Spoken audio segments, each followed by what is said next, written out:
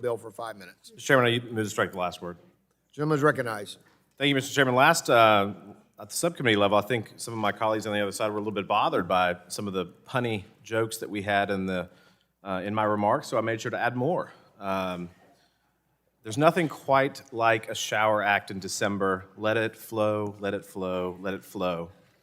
Some of our colleagues may want to freeze debate on this bill, but today we're actually going to talk about common sense.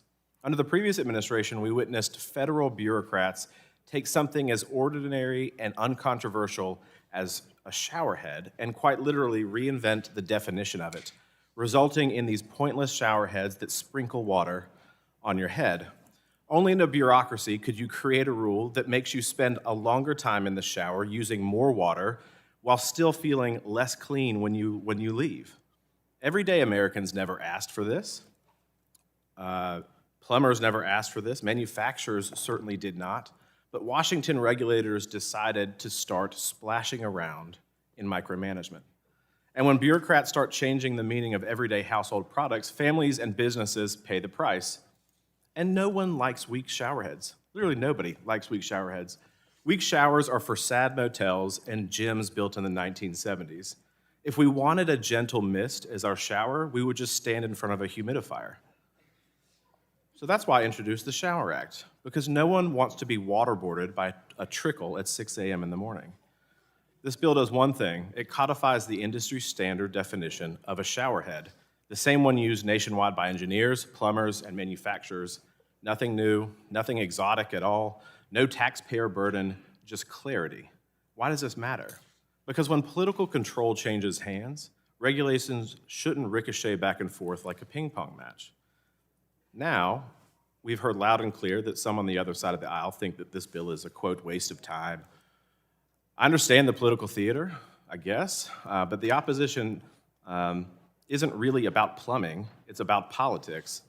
If the bill weren't supported by voices outside of this room that they don't like, and I'll give you one guess who that might be, Democrats would probably be tripping over themselves to take credit for streamlining consumer standards. So let's not pretend this is about water pressure, it's about political pressure. But the bottom line is simple. The Shower Act restores common sense, protects consumer choice, reins in needless bureaucracy, and costs the taxpayers exactly $0. It doesn't leave anyone high and dry, except maybe the regulators who wanted to keep rewriting the script. For consumers that choose a low-flow trickle showerhead, let them make that choice. That's up to them. For the rest of America, let them pick something that gets the job done. Your hair and your shampoo shouldn't require a 4-year evacuation plan. I urge my colleagues to support this straightforward bill. And with that, Mr. Chairman, I yield back. Thank you. We appreciate. We applaud you showering us with your wisdom. We appreciate it very much. So anyone want to speak? Anybody else wanting to speak on the bill? The gentlelady from Florida is recognized for 5 minutes to speak on the bill. Thank you, Mr. Chairman. I thought about filing an amendment to rename the bill the Completely Out of Touch Act, but I think that's fairly obvious. This bill and most of the energy bills before us today simply demonstrate how out of touch the policies of Republicans in Congress are. You know, you would have thought that after 2 months, when the Speaker shut down the House of Representatives and members were at home for 2 months, that they would have rushed back to the Congress to work on anything to lower the cost of living. But alas, no. Their priority is to talk about showerheads. I know the President doesn't want to talk about affordability. He said that explicitly. In fact, yesterday he said this whole affordability thing is a con job. The President and House Republicans appear to be completely distracted from what is important. The President has focused on giving the White House a makeover. He tore down the entire East Wing to make way for a 90,000 square foot, $300 million ballroom funded by corporations who have something to gain from this administration. That ballroom has gone from 500 square feet to 650 square feet to 999 square feet. Now it's proposed to over 1,300 square feet. You can't make this up. He's covered the Oval Office and seemingly every surface he can find with bargain bin gold gilding. Have you heard about the Arc de Trump that he is planning to construct between the Lincoln Memorial and Arlington National Cemetery for over $100 million? And his latest project has been renovating the Lincoln bathroom, complete with golden shower heads. Yeah, this tells you about exactly what President Trump and Republicans care about. Meanwhile, our neighbors back home are facing a holiday season with much higher costs, higher inflation. Inflation's gone up just about every month of the Trump administration.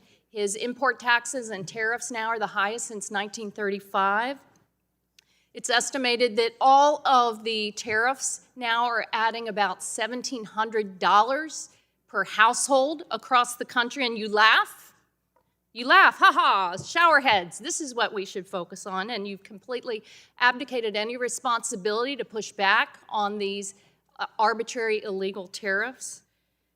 Meanwhile, you refuse to discuss any solution to the healthcare cliff that 40 million Americans are facing.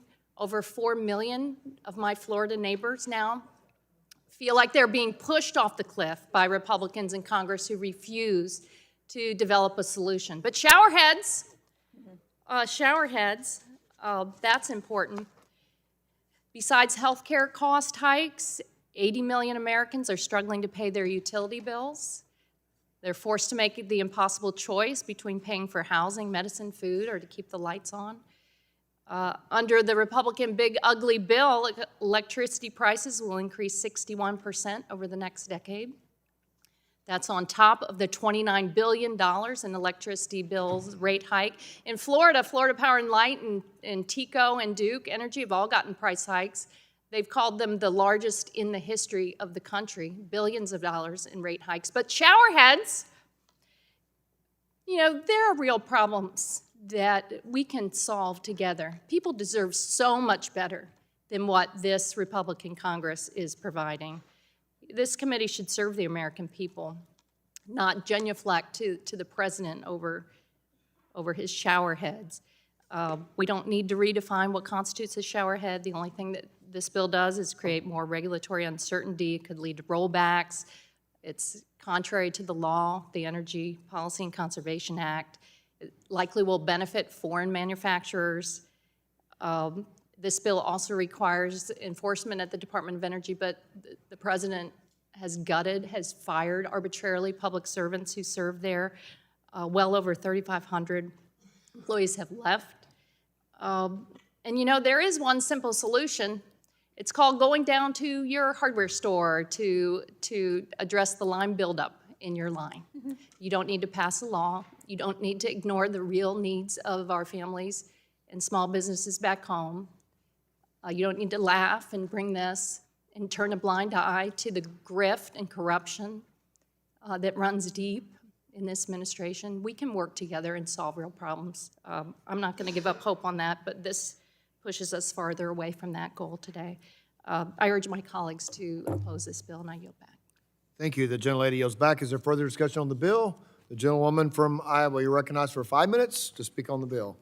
Thank you, Mr. Chair. Despite my petite stature, I use more water per square inch than most members. And despite the gentle lady from Florida putting a damper on this bill, I would say you won't get in hot water by voting, so I encourage my colleagues to support it.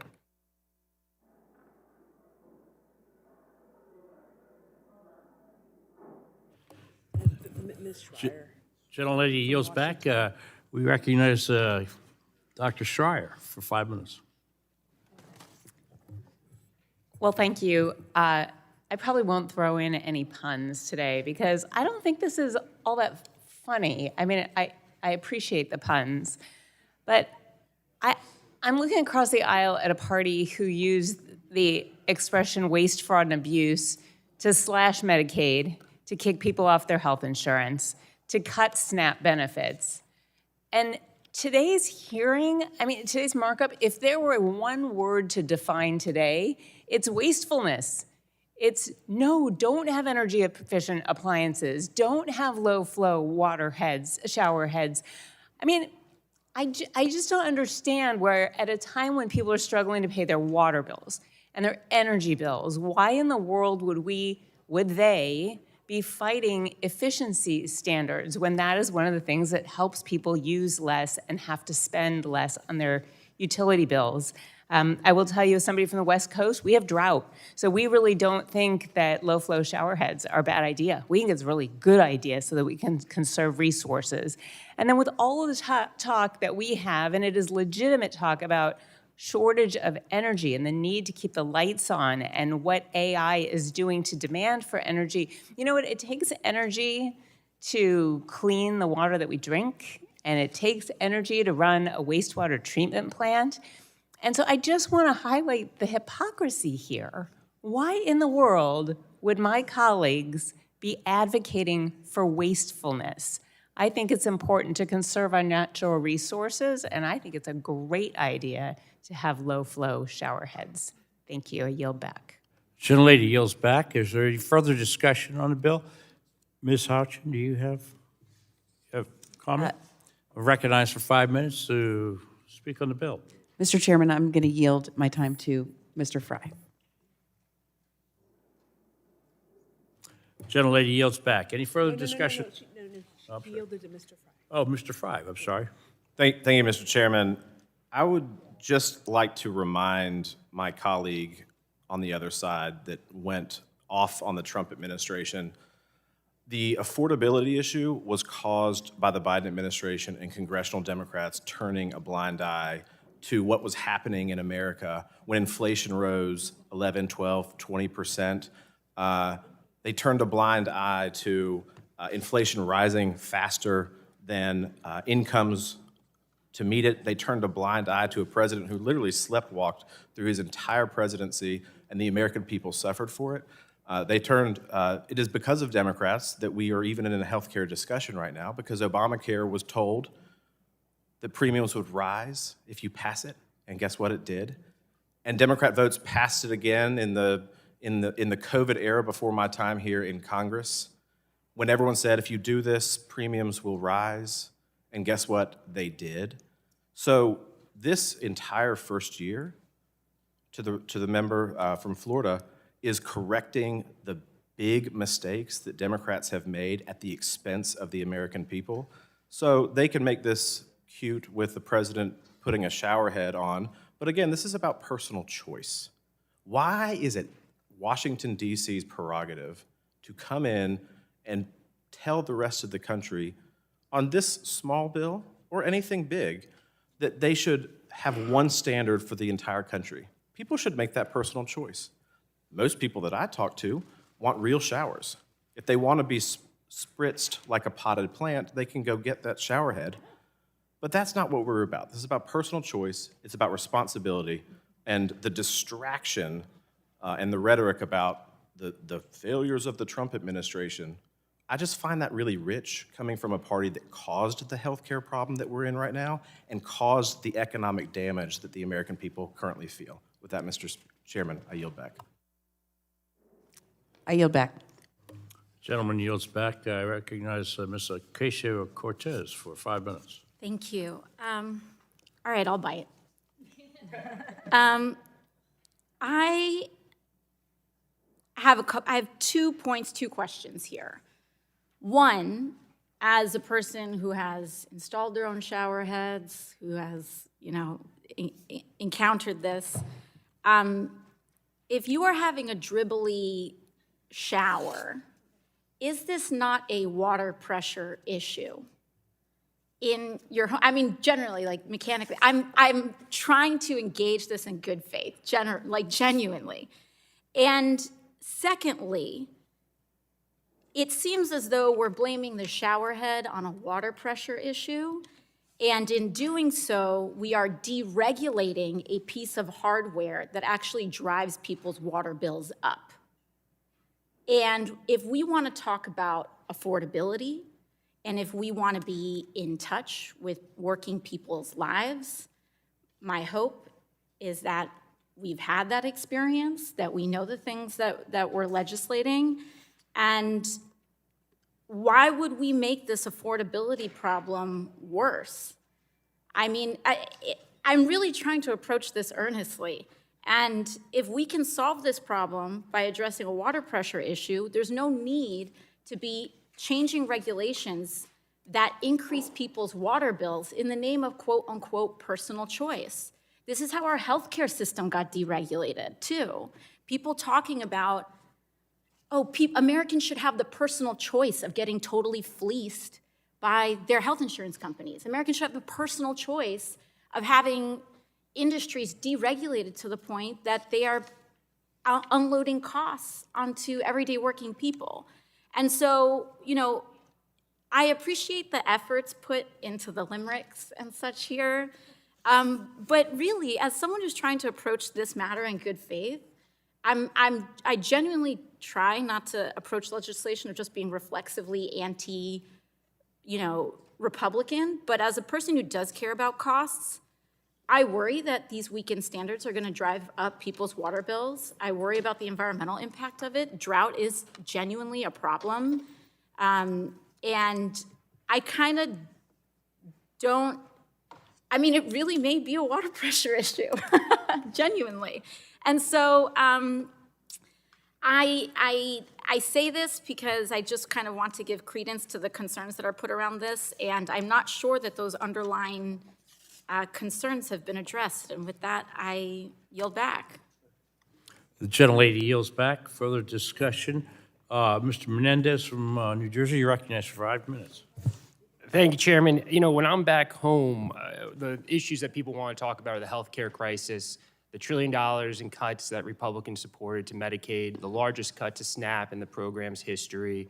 People are devastated by Trump's immigration enforcement, tearing families apart, apprehending U.S. citizens, and all of the harm that this president is causing. So I would just ask, and I'm curious if the sponsor of the bill from South Carolina would be willing to answer how many in-person town halls he's hosted this year. I asked the question. I would yield my time if he wants to answer the question.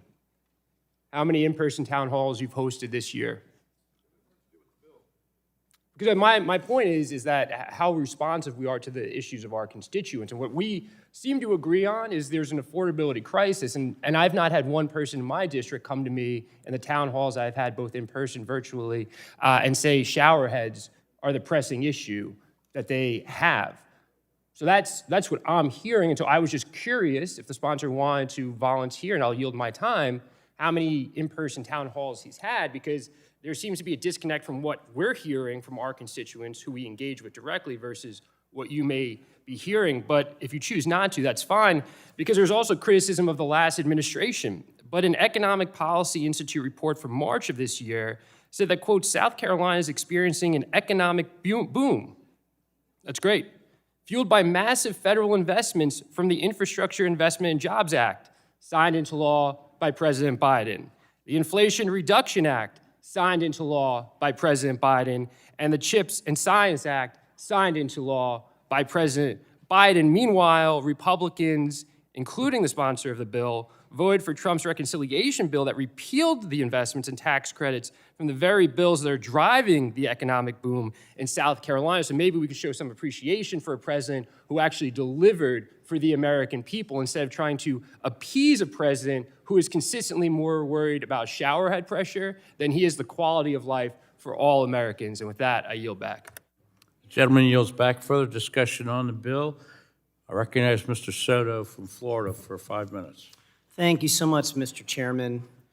President Trump promised to lower prices on day one, but yesterday he called the affordability issue a Democratic hoax.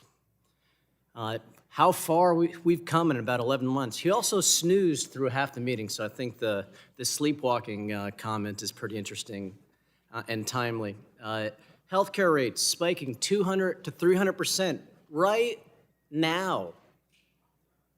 And what do we see House Republican majority doing? Nothing. We have a couple members who are moderates who are trying to help with the proposal, but I don't know that it's ever going to come to the floor because the Speaker's dead set against it.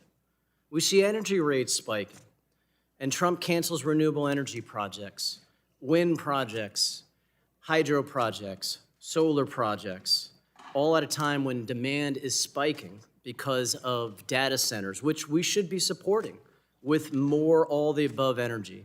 And then food costs are rising, but no farm bill since 2018. Tariffs are decimating farmers and ranchers. But don't worry, they'll oppose trickle-down showerheads and support trickle-down economics. Big ugly law gets passed, record cuts to Medicaid and SNAP to fund tax breaks for billionaires. The irony is we're begging for us all to work together to resolve some of these issues, and all it takes is a few folks to have courage to sign the discharge petition that is literally on the floor right now. 4 Republicans can join that, and we could at least address the healthcare issue that this committee and this Congress has failed to address. I have the second most Obamacare of any district in the nation. There are more Republicans on the ACA than Democrats, especially in Florida and Texas, and so, you know, I'm sure we could have great debates over showerheads, but the real issue is healthcare costs right now, and that's what we should be working on, and I yield back. The gentleman yields back. Further discussion on the bill. Further discussion on the bill. Any amendments for the bill? No amendments. All right. The question now occurs on adopting H.R. 4593 as, well, the roll call has been requested, and the clerk will call the roll. Mr. Latta.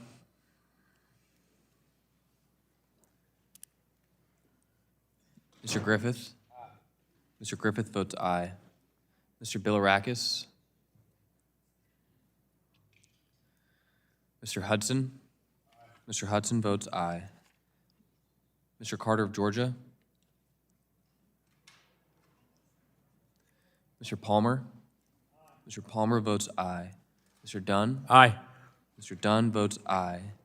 Mr. Crenshaw.